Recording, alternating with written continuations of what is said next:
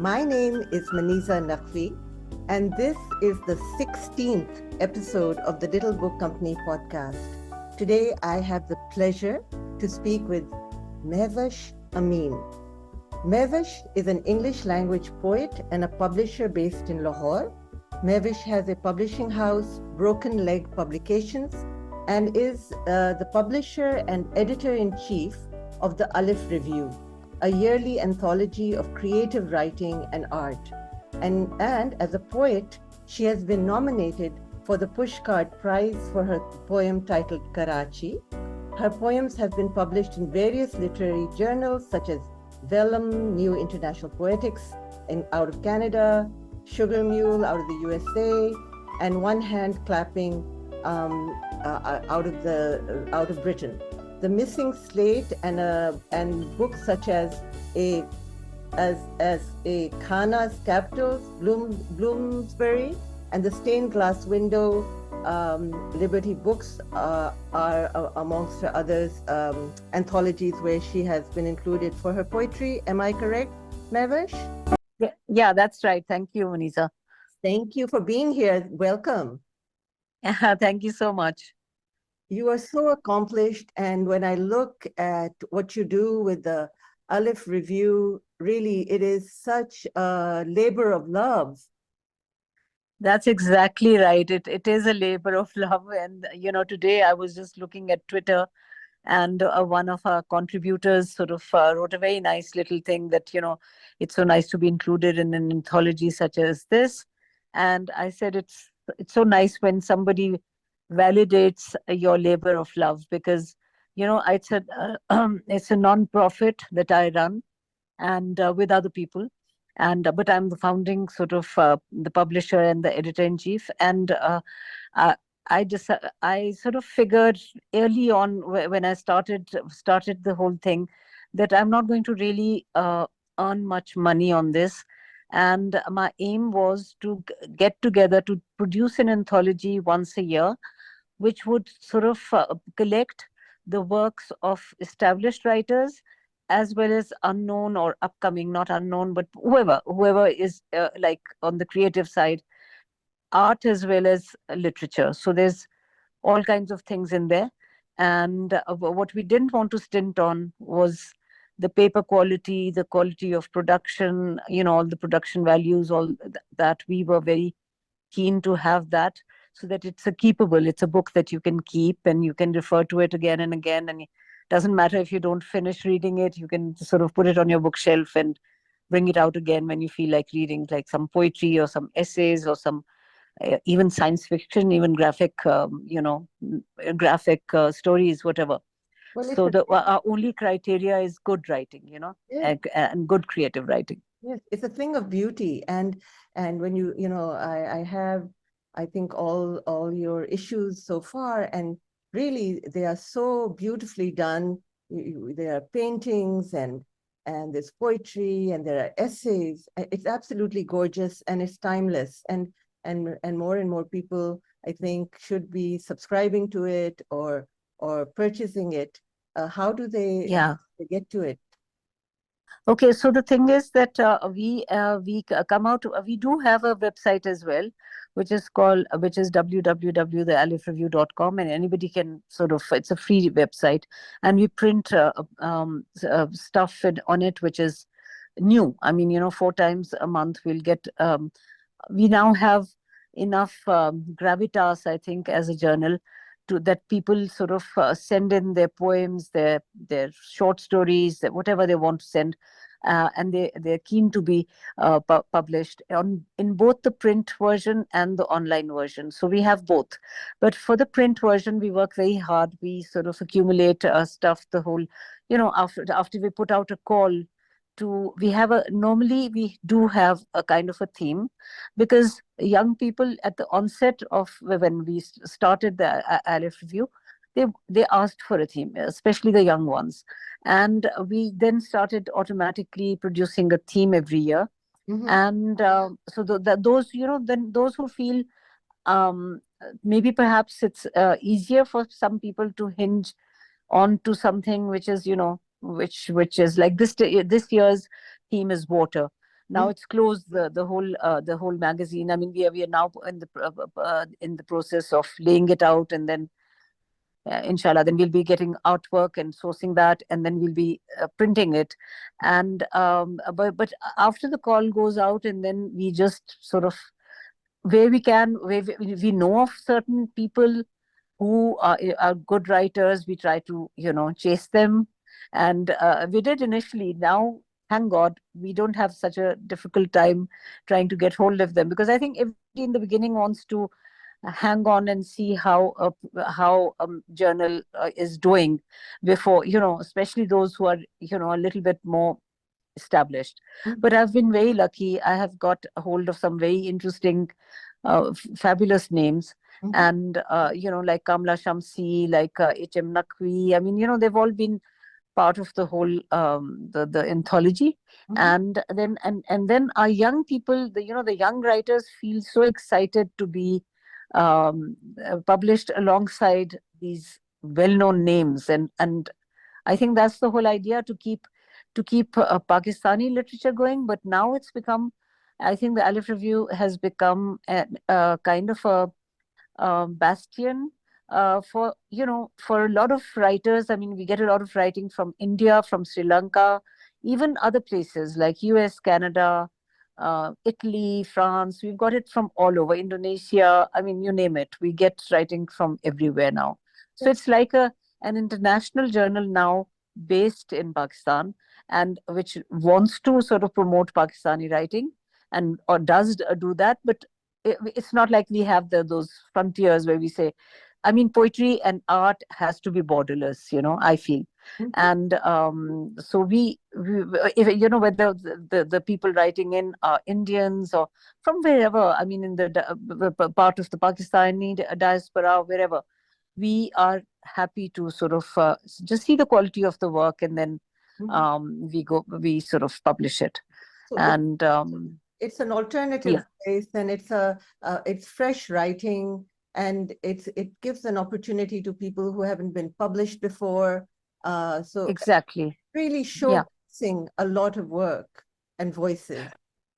It is a lot of work, I have to say, Maniza, because from the time we start, and then we give a certain deadline, and then we get a lot of unsolicited. By unsolicited, I mean we have a call, and then people write in and send us work on that. Then we have to go through all of them, and each and every single one of them, and then select the ones which are, obviously, it's a quality journal, so we have to choose some. But we also try to mentor the ones that, like, for example, I mean, for example, if there's a young girl who was, say, some years ago, who was 16 years old, and she wrote well, but she hadn't reached a certain level of maturity, which we felt that she in her poems. So we told her that, please keep on writing. I mean, we're not turning you down because your work is not good, but it just needs to just keep on writing, and after a few years, send it to us again. And so then she did, and she was published online. I mean, so it's idea is to mentor, to sort of publish, to give them all people who might be writing and putting it in their shelves and just forgetting about it, and saying, okay, where should I get it published? I mean, where should I start? So it's a home thing. It's a Pakistanis can look at something which is from Pakistan, and and be published amongst a variety of voices from abroad, from Yes, you said. Pakistan, who are well established, etc. So tell me, Mehvash, how important is it to be, or rather, let me frame it differently.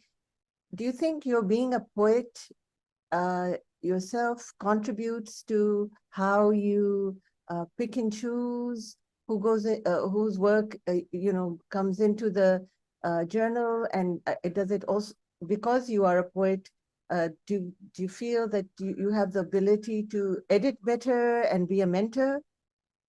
do you know, I'll tell you something. It's very interesting that you should ask that. It's a good question, because so I have a few other editors, right? And I have Ilona Yusuf, who's also a published poet, and I have Hassan Tahir and Mina Malik, and they're also writers, and Afshan Shafi. So what I have done is I have actually now, initially we were looking at, I mean, to answer your question, as far as just poetry is concerned, I hand it over to Ilona because she has a history of editing poetry books or whatever, and I stay more with prose and with other writing, and I source writing as well, and but of course at the end of the day, then I go through what Ilona has selected, and of course it helps because to be a poet yourself, because you sort of have, okay, this is a good poem, this is not, but it also helps a lot with uh, prose, because I've also written prose, which I'm trying to get together into a collection. I've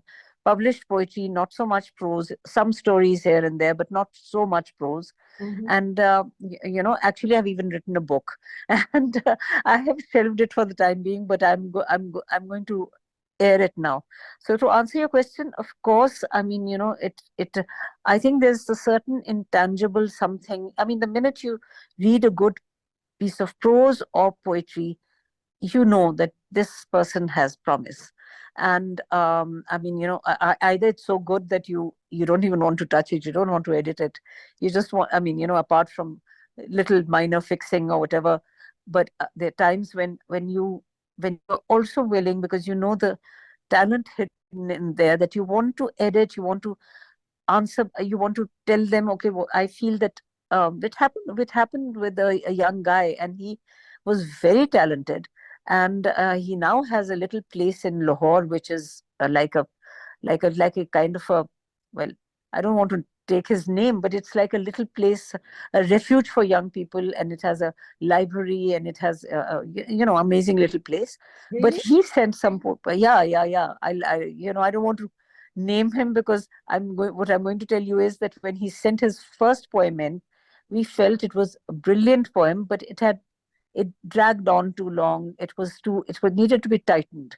And I remembered my own time, when I was writing, and I had the great luck to be mentored by the likes of Tawfiq Rafat and Kalim Umar. And they actively mentored me, and sort of read my poems and told me, you know. So I didn't have that little that feeling that, I mean, oh, if somebody's telling me, "Ke, cut this shorter, or re-edit, or read it again and fix it, because it can become a good poem if you just edit, self-edit." So I told this young man, I said, I think it's a brilliant poem, and it was about Lahore. It was brilliant in parts, but it went on too long in other parts. It just went on and on. And we told him, myself, Ilona, we told him that please consider our edits, and if you want to, then, I mean, we'll be happy to publish it. And he said no, nothing doing. So then, which I understand also, because a lot of young people feel, I mean, everybody feels, anybody who writes feels that, that you've got this like this idea, and and if you have a certain amount of talent, you feel that you've expressed it very well. Mm-hmm. But I just feel, I just think of like Keats, and which was told me by Tawfiq Rafat and Kalim Umar, that you have to self-edit. I mean, maybe the first, there's times when you write a little thing, something, and it is perfect, and you feel, okay, this, you can't edit it further. But there are times when, if you leave it apart for a little while, and then you go back to it, you yourself see that there are things which you can leave out of it, because every word that you write is not sacrosanct, and you you have to be a bit brutal with yourself. Yeah, and of course. yeah, and sometimes, Um, sometimes a mentor takes the place of being brutal with you. You uh-huh. learn. I mean, that's a learning curve. I mean, that is something you should thank God for, that, I mean, somebody maybe who's, but nobody's saying that any one person is more talented than the other, but a person can be more experienced and have more experience of having read poems or read work, and then come back to you with suggestions. And I always feel that you should take those suggestions. So this young man, he next year he sent us a story which was also brilliant, but it again was a bit rambling and went on all over the place. But this time I did suggest changes again, Mhm. and he took the changes and we published it. And because the kernel was very good. I mean, it was just that when you're very young, you tend to maybe ramble on too long, or you you don't look at it at your own writing with the same Yeah. criticism that Yes. yeah. Yes. And Yeah. the young, if the young had wisdom as well, then what would we as older people do? Yeah, exactly. Exactly. There's something that called experience. There's something called, I mean, simply that, because I mean, the youngest of people can have prodigious talent, So, but it's just, yeah, My ears perked up on you have a book. yeah. You've I written. do have a book. I've written a novel, Uh-huh. and it is well, I've shelved it for some time. I don't know why, because when I was in fact, it's been on hold for a bit now, and I just feel that ever since I started the Aleph review, there is literally no time to for my own. I mean, I do write poems and things, but they're shorter, right? And I can do them, like, I have the time to fix them, and then but when I wrote the book, I was a bit overwhelmed myself because I didn't know who to show it to, and I didn't know who to get feedback from, and it was so it's rested. I mean, it's now rested. It's hibernated. And I feel it's time to now dig it out, send it to Yes. somebody who will look at it and tell me, okay, slash this, do this, do that. uh, Having said that, I feel that the book is very good in parts, and I feel that, but maybe I need to tighten it. I don't know, because when you write yourself, sometimes you're confused, and especially when you're out of your element. Like, I've written many short stories and I've written many poems, but Mm-hmm. a novel is something different. It really is. Mm-hmm. And it is something very time consuming. It is Mm-hmm. something which takes a lot of, and the character grows kind of organically within the pages also. Mm-hmm. And sometimes you have to again, you have to snip, and you have to like tighten things. And I don't know, so I don't know, I'm going to dig it out this year. So That's my promise to myself, that I'm going to dig it out this year, take it and out. I'm going to, Yeah. yeah, Definitely take it give out. and send it to somebody who wouldn't mind reading it and going through it and sort of telling me Yes. very frankly. I mean, I wouldn't mind going through the same process that I put other young people through, for somebody to tell me that, okay, this part is superfluous, or this part is, no, this character is sounding stupid, or whatever. I mean, I don't care. I want to be somebody to be very frank and brutally ruthless with me. Mm-hmm. And if it has merits, then I shall publish it. Can you tell us anything about it? Yeah, sure. It's a, it's a, it's a first novel, right? So it is. I'm also writing a second novel on the side, but the first novel, I think, always situates itself in the place you're at. Uh, a little bit like, it centers itself in your milieu, where you are, and certainly for me that happened. Mm-hmm. And it wasn't a fantastical tale. Mm-hmm. It is the story set in Lahore. Mm-hmm. It's not a love story. But it's got elements of that, and it follows this kind of a it follows a story for many years, and uh, between a girl and a guy, but there are many other elements in it. It's not a simple love story. It's not. And it involves many other people. I wouldn't be able to give you a synopsis because I haven't written one, Don't. but yeah, but it is. I will tell you that it's like other novels, first novels. It does. It's not autobiographical at all, but it does center on Lahore. It does center on certain people. And I honestly, Maniza, when people say that when they write at the beginning of a novel that everything is fictitious, all the content all the characters are totally fictitious and have nothing to do with anybody real, alive or dead. I find it very strange to I- fathom, because you can turn maybe you can take bits of a character from here and there, and but you write on something, okay. At least if you're not writing fantasy or science fiction, even that has to be there has to be a something, it has to be situated somewhere, right?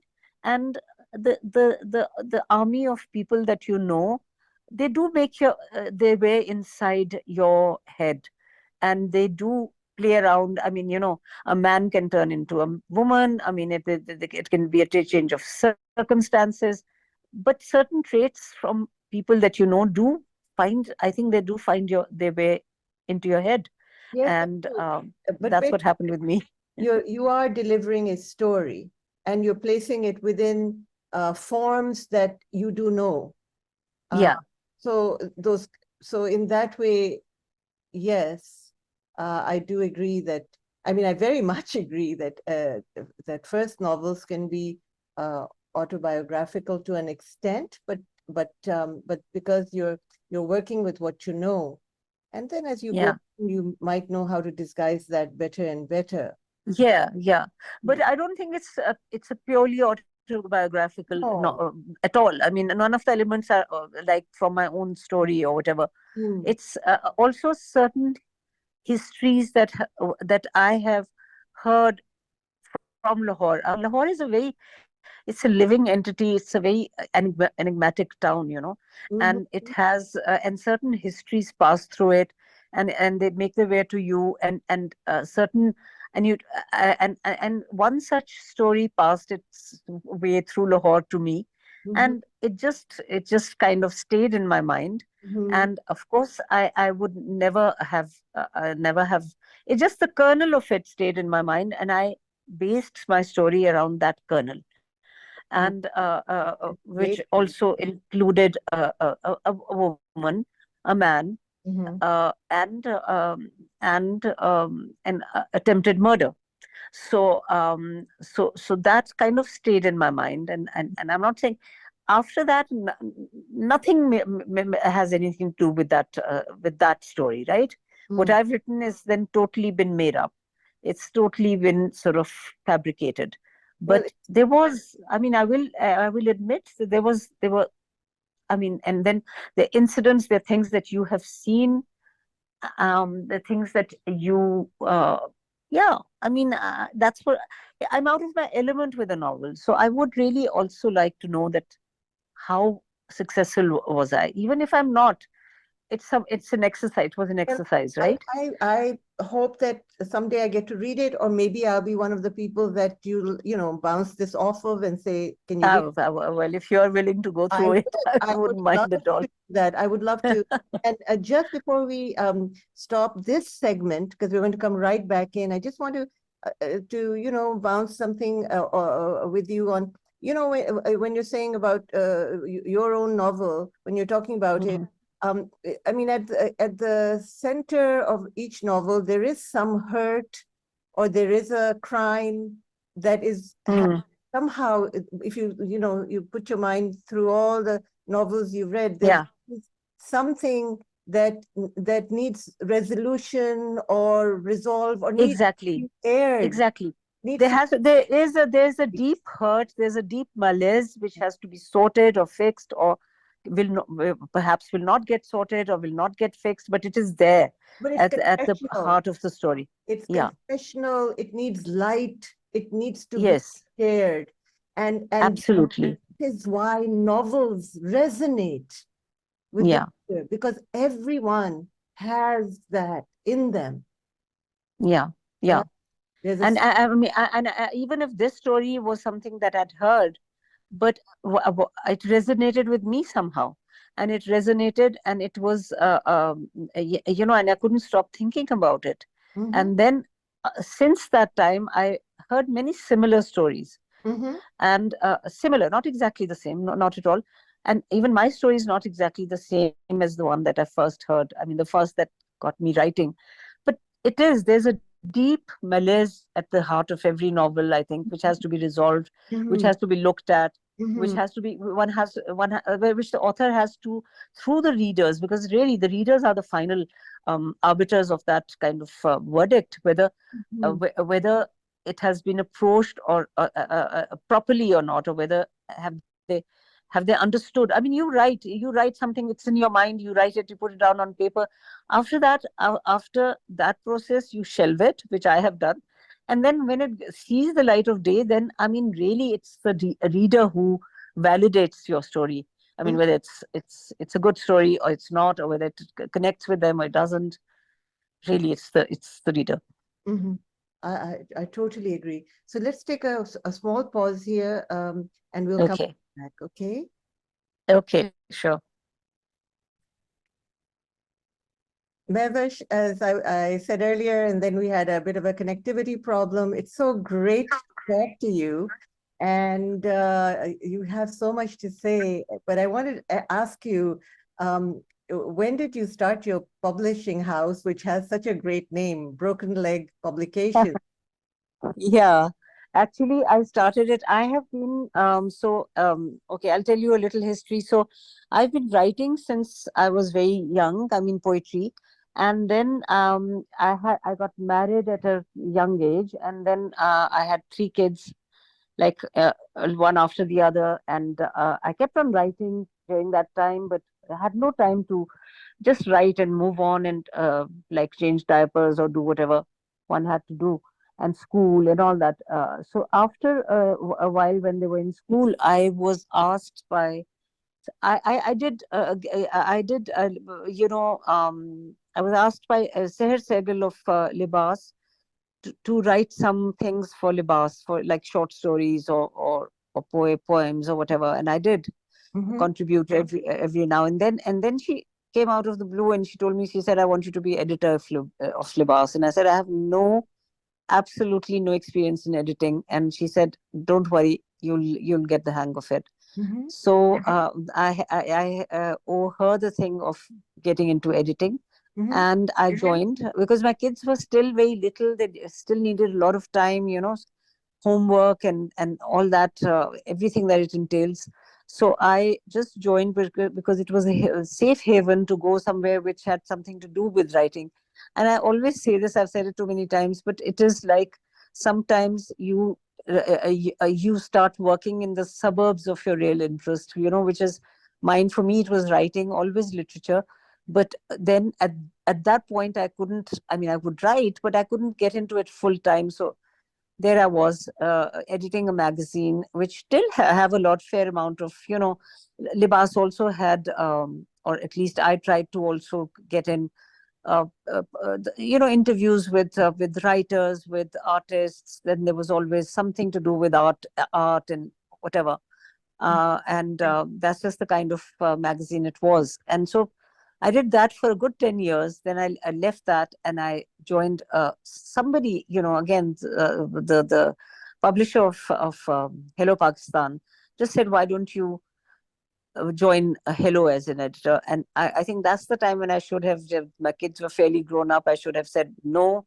But I just, out of interest or whatever, how an international magazine runs, it did teach me a lot of things, because it has to be dead on time. The deadlines are very, very kind of written in stone, and was overseen by the headquarters in Barcelona. I did that, but I had to go to Islamabad from Lahore every month and spend some time there and do the editing, and that wasn't suiting me. So I left that. Then after I left that, I did also a little bit of work and Tea Edit, which is the magazine for the New York, the Herald Tribune, whatever. The New And Times. yeah, so I did all these stints, and then I was fed up of it. I really was. I was fed up of the lifestyle kind of stuff that happened. I wanted to go into now, which were something that was my interest. And this gentleman called Athar Tahir, this is 9 years ago now. He used to run this place called ICPWE, which you may know about. It's about the International Center for Pakistani Writing in English, Mm-hmm. and it's housed in Kinnaird College. And since Kinnaird College was my alma mater, I mean, he said, "Oh, come and help us with."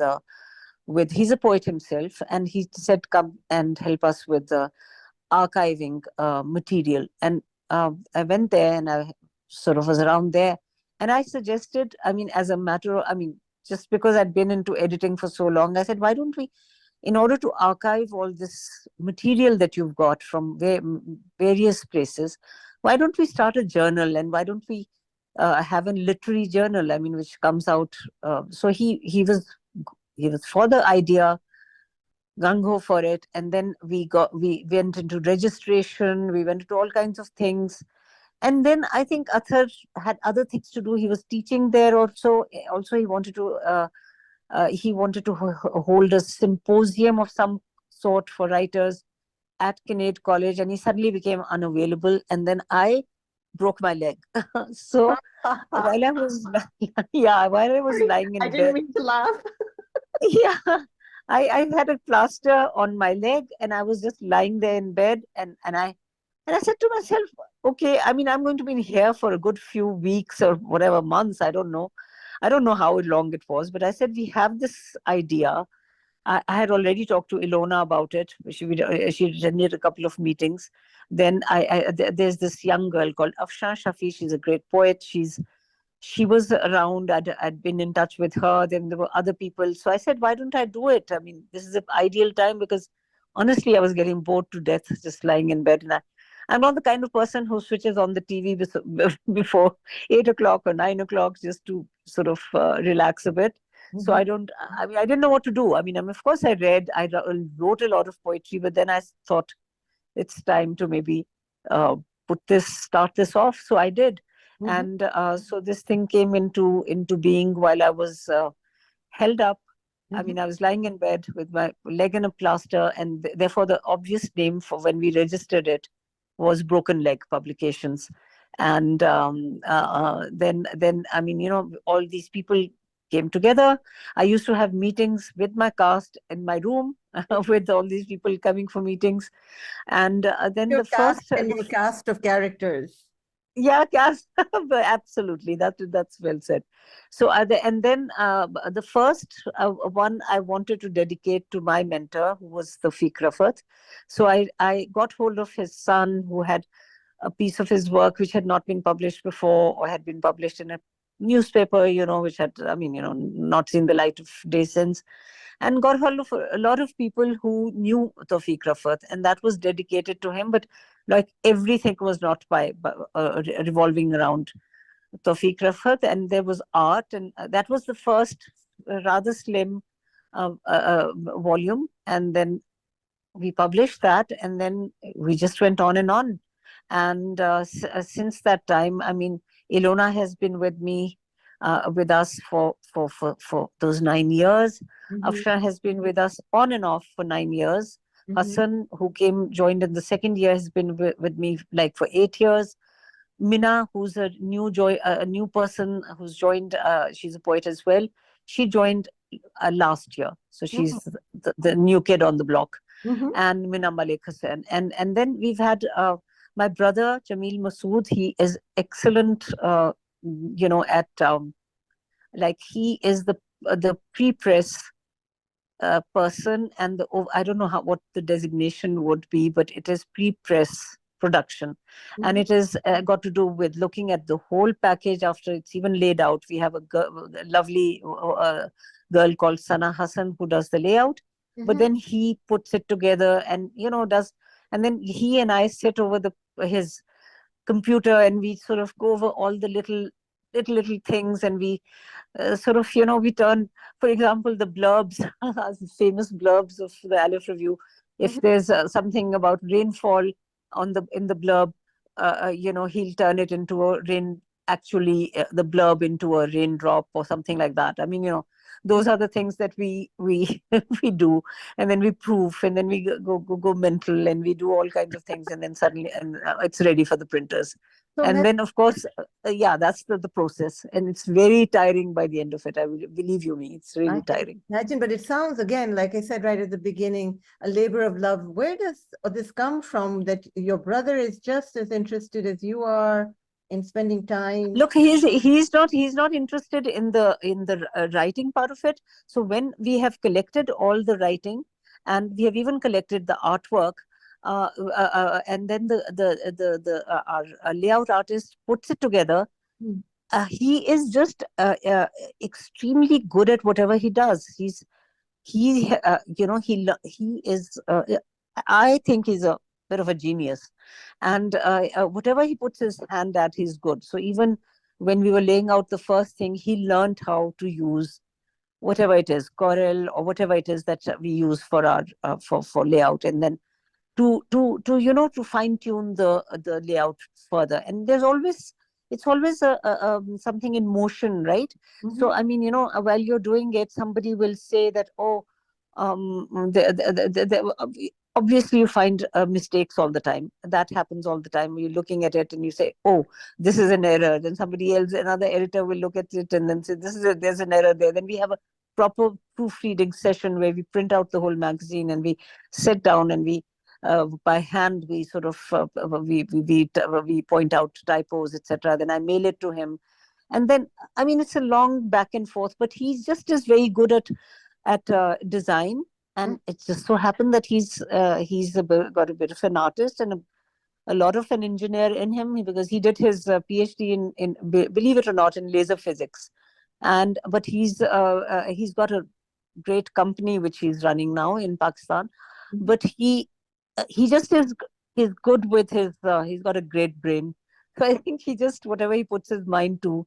So he doesn't actually help in the collecting of the writing. He's not into the writing.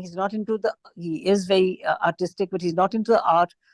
We give him a finished product, and then he fine tunes it. And he finds And then, goes into it with his laser sharp physics mind and yeah, exactly. So you need that as well, Mhm. Maniza, because we're all artist types, and Yeah. sometimes you need that objective sort of person. I mean, and he writes lots of reports for his work. I mean, and those reports are very precise, the Mhm. exact opposite of literature. So very precise reports.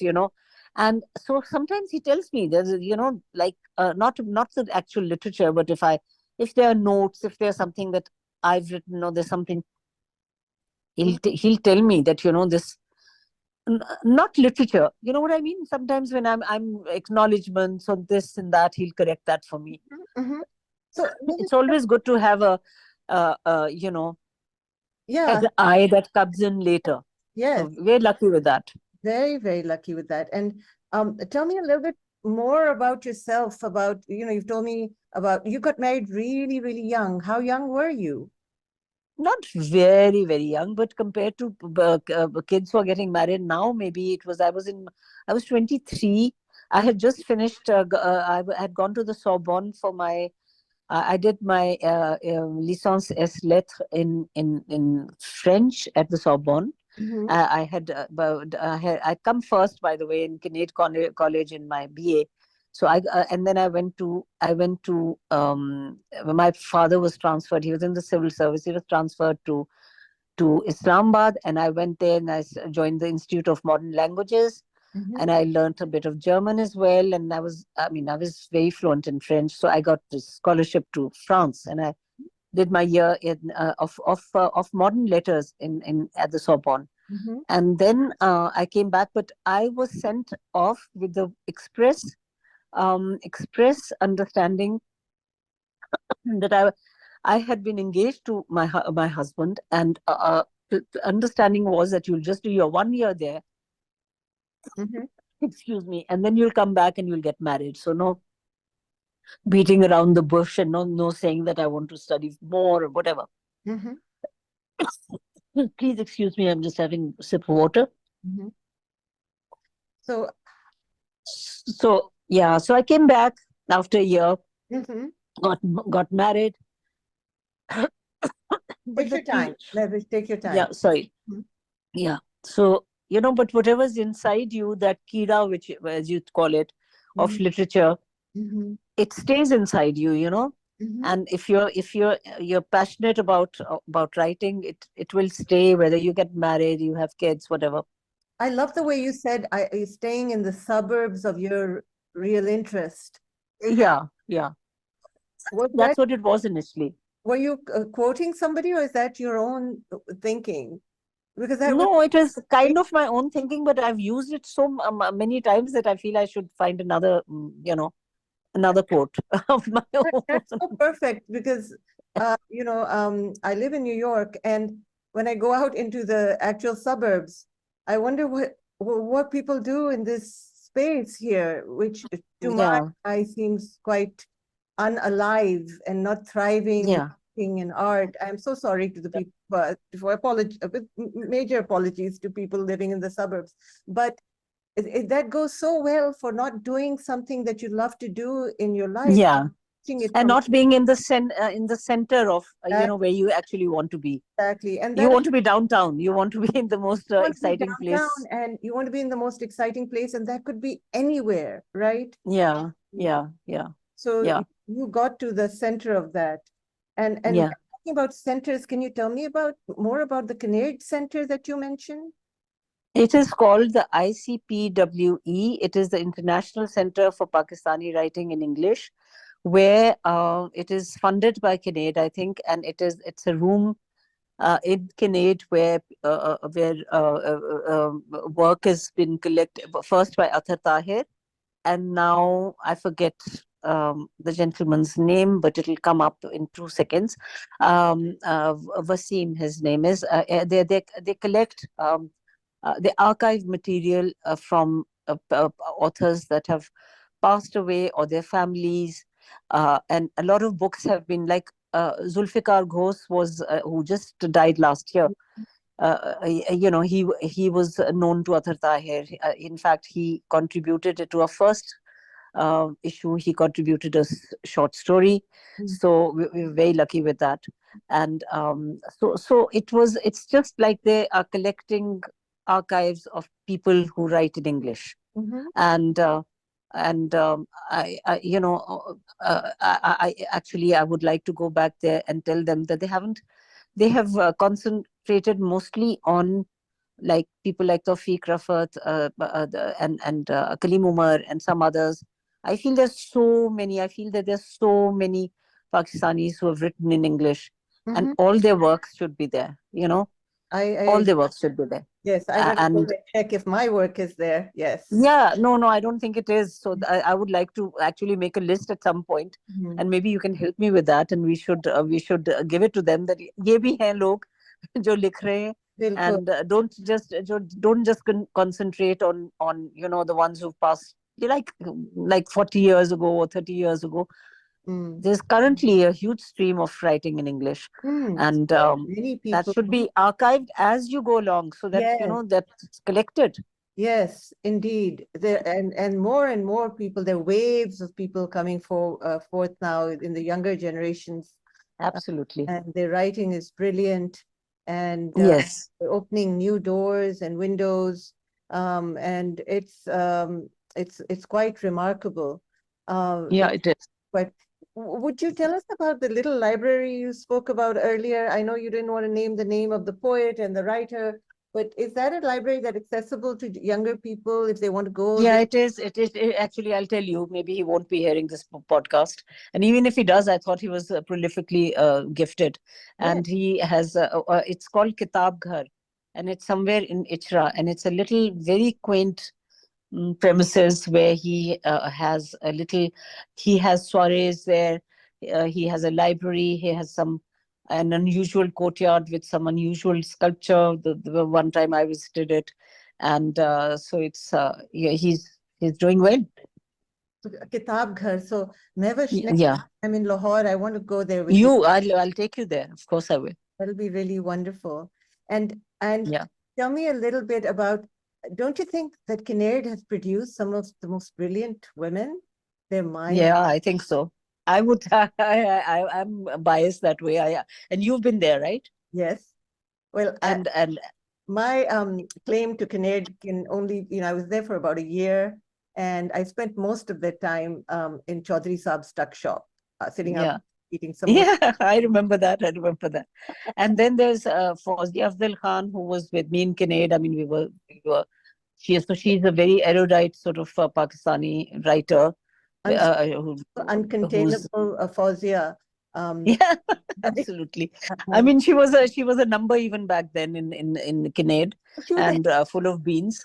And we were together, and and then there was Sara Zaman, as we were recalling the other day. She sings so well, and she's lots of women, lots and lots. I mean, Sara has and did have such a gorgeous voice, right? Yes, To and bring she down still does, and story. she still sings.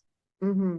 That's just, and she's gone on to learn how to sing, right? Absolutely. Yes, she was with the Nastad, yeah. Mm-hmm. And now I think a maestro herself. Mm-hmm. And then, of course, uh, Sara Suleri, who got Sara Suleri. Oh started. yeah, our last issue had a major essay on Sara Suleri, because she'd passed away, as well as on Zulfikar Ghosh. Mm-hmm. So Sara Suleri was, I remember her. I mean, I actually remember her from when, because I was in first year, I think, when she was in fourth year, and she was so brilliant, and she was in that play Anastasia, and she was somebody you became a groupie of if you were in first year. So That's just the only word for it. she acted. And Tell us about she had that. a lot of charisma. She had a lot of charisma. Yeah, tell me about the play she was in. It was called Anastasia. It was about the Anastasia, who was the Tsar's sister, who was supposed to have escaped the massacre Mhm. and gone to Britain, or to the West. And it was a play. I forget the name of the playwright, but anyway, she was brilliant in it. And we just used to just I mean, she was absolutely brilliant in it. Mhm. And this year's Aleph has a compendium of voices about Sara Suleri, from gleaned by her sister Tilat, Mhm. because they had a memorial for her in New York. Yes, And she did. Tilat put together all these voices who knew her Mhm. later on as professor, then as a writer, whatever, various people who knew her. Mhm. And then there was Perrin Cooper, who's now Perrin something else, Mhm. who was our drama teacher. All these people have talked about her, and the force that she was. And And that's in the latest issue of the Aleph Review. wonderful. We've put it together. Yeah. Did you also include the photos that were included in Yeah, that? yeah, yeah. We included a lot of photographs, Mm. and I think not ones particularly from that play, but I think lots of her youthful, because Tilat, her sister, is the one who provided us the photographs as well as the writing. So, and Sara Suleri Goodyear as a full name. Yes, Thing. yes. Um, And I think, I mean, Meatless Days was quite brilliant. It was like a pioneering book, right, in those Actually, days. I remember going especially to the Shakespeare books on Broadway down in the 80s to go get that Mm. book that was so exciting. There was a Pakistani author, English, Yeah. and And you thought they weren't ever going to be any Pakistani authors back and then. Yale professor, Yeah. all that was attached with her. And what do you have any other memories of her? So she wrote Meatless Days. She wrote Boys Will Mm. Be Boys. I do have a memory of her, but that's all in my introduction to the Aleph Review. Mhm. It's a bit of a longish story, so I don't know if you have time for it or not. Well, But she was a really rebellious figure, and if you want me to tell the story, I can quickly. please. Okay, so we were, I used to live in GOR, and when the Islamic Summit happened, with all these big houses were taken over by the government for visiting dignitaries. All the people, the leaders of the Islamic world came there. Mhm. And one such house was Seema Iftikhar's parents' house, which was diagonally across from where we lived in Johor. Mhm. And Mr. Colonel Gaddafi was housed there, and Mm. so he would come and go from the summit. And we had a little peephole There was a hedge in those days. I mean, there weren't any Mm-hmm. these huge walls or anything. And my brother and I, we used to watch from there whenever he passed. We were fascinated by him, of course. And once we saw that Sara Suleri and two of her friends were across the street on the curb, and they were waiting for to see him, drive past. And then after a while, they decided they were getting tired, so they sat on the curb. So when the time came for Gaddafi to actually pass by, there were Mm-hmm. policemen there who told her and the other two girls that please get up and stand. You have to stand behind us on the curb, behind the curb. So of course, Sarah, being a bit of a rebel like she was, she just refused, and the other two refused, and they would get up. They said, "We are fine. We are away from the cars. We are away from traffic. We are going to just sit here." And so what happened was that when finally Gaddafi did pass by, the policemen had made a little cordon right around them because they wouldn't get up and they wouldn't touch the women. Unlike what's happening now, they wouldn't touch the women. So they made a little cordon, but I don't think Sarah or the two girls saw even a glimpse of Gaddafi because they just were rooted in their rebelliousness to just sit there. I don't know what that was about. So So that's one memory I have of her. pick your rebellions carefully, or you might, Yeah, yeah, might yeah. not If see you a want, hot guy go by. Yeah. yeah, yeah, yeah, yeah. Otherwise, history passes you by. Yeah. I got a glimpse Yeah, of Gaddafi as well. A yeah. little girl, and he came to Tarbela with Bhutto Saab. And Hmm, I remember them getting off their helicopter, and there was a whole bunch of people. We were there too. And he had that oil hmm. skin tone, and he's just, I thought he was really He gorgeous. was he was quite amazing. I thought. Yeah, yeah, I thought. Yeah. yeah. That's So great. that was it. And see, you've got this captured in the Aleph review. Yeah, I have. So all the editors write notes at the beginning of like as a note to Mm, whatever the theme is and whatever. So I wanted to talk about Sara Suleri because I had seen her in college and things. So I wrote this little incident down mm. about her. And so that's there in the Aleph review, which when you come to Pakistan, I shall give you a copy, of course. And so this is from just recently from last year. Yeah, from this year, And this year's. sorry, Yeah, information. I think you've got the first seven. You have no I have, first six. You haven't got the seventh one. I've got all of them except the last one. Yeah, exactly. Mm-hmm. So I can't wait. That'll be wonderful. Yeah. And did you feel you were really uh how do I ask the question so I don't answer it myself? What was Sorbonne? Sorbonne was amazing. I mean, the Sorbonne was. It was. I mean, I can't tell you. I was so swept along by the whole experience that I actually didn't want to come back. And I had this little agreement with my mother that I will. But it was the French have a certain, and French students especially, and also there's that saying that you have to be either a millionaire or a student to live in Paris, and things are so heavily discounted for students. The subway passes, the meals. They have a Resto U, which is a university restaurant, and you used to be able to get like a three-course meal because three-course meal doesn't go away from the French, and it was there even for the students, and you used to get it for I don't know, something like 4 francs a month or something ridiculous, or a meal. I don't know. It was very, very cheap. So, and it was a marvelous experience. And also, I was studying modern letters, so studied Joyce in that. That was part of the thing, and studied. I studied also some of my other favorites in that thing, and You study Proust? I didn't study. Well, we studied bits of Proust, but it was there were different. There were different classes that you had to join. So they were different. They had different headings. So one was the detective novel in France. I Mm, remember that, mm, and then you had to take various courses I mean, you couldn't take everything from within one lot, right? So if I took Joyce, I mean, maybe I didn't take Proust, but there were various, and they were very interesting. And I had to also study Latin for a bit. I mean, I had to study it, and I didn't get to study enough of it because in 1 year you don't you don't you don't learn enough Mm. Latin, and Did especially you at that age. did you get to But travel around the country, or did you stay in no, Paris? no, no. No, I went to Belgium once. There were some friends there, and I used visited them.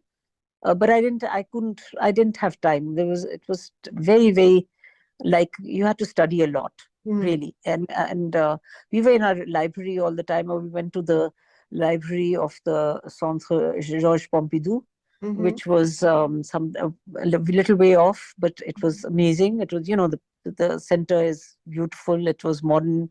It had a fabulous library right on top, and you took that outside escalator to it and spent hours there. Mm. So we just had to study very hard, and there was no Google in those times and nothing. You had to actually get out books, and you had to sit with them. You had to copy them, Mm-hmm. take notes from them or whatever. Mm. It was a lot of work. How hard was it to come back? It was very difficult coming back after that experience, but it was, a contract is a contract. So I had a contract with my mom. Your And I word came is back. your word. Huh? Your word was your word. Yeah, my word was my word. So I came back. I mean, obviously, I couldn't slip away and just, into the crowds there. Mm-hmm. So, And yeah. on that word, then, Mehvash, someone who's Hmm. her time in words and cherishing them and curating them. Um, Thank you so much for Oh, taking thank you. time and talking with me today. I And really enjoyed that. I really have enjoyed this, and we've had a few snafus with electricity and connections, Yeah, and yeah. and you were tired today, but you made the time, and I so appreciate that. And Oh, no. Thank you for pushing me into it. it's just lovely, and I can just only imagine what it's like having you as your editor, as an editor. For it would have been lovely if I had someone like you as my editor. And also, I can't wait to read your book, and I would love to be a reader. If you need a an opinion. An opinion. I will certainly consider that, and I'll hold you to it. Okay, all right. Thank you so much. Okay. All the best. Okay, Thank you. Bye. bye.